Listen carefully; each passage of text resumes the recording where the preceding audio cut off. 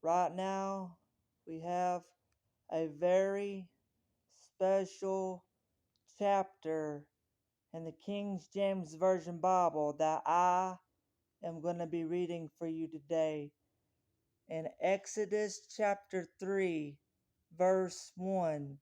Now Moses kept the flock of Jethro, his father-in-law, the priest of Midian, and he led the flock to the backside of the desert, and came to the mountain of God, even to Horeb. And the angel of the Lord appeared unto him in a flame of fire out of the midst of a bush. And he looked, and behold, the bush burned with fire, and the bush was not consumed. And Moses said, I will now turn aside and see this great sign, why the bush is not burnt.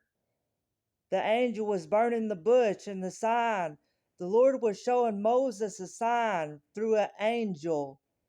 It says in Exodus chapter 3, verse 2, and the angel of the Lord appeared unto him in a flame of fire out of the midst of a bush.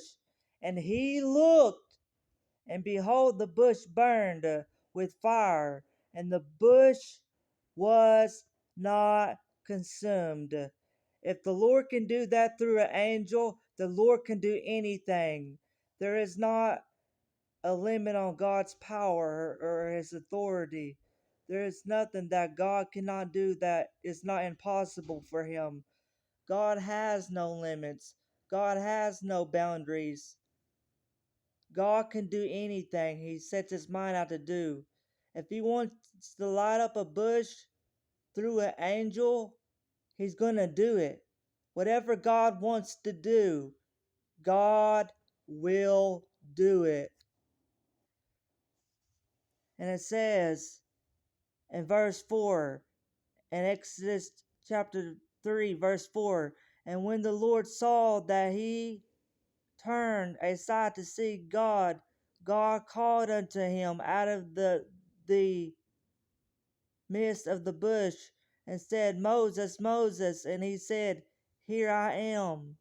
And he said, Draw nigh, not nigh hither, put off thy shoes from off thy feet, for the place whereon thou standest is holy ground. Moses was standing on holy ground when the Lord spoke to him. He says, Here I am. If the Lord can do that, the Lord can do anything.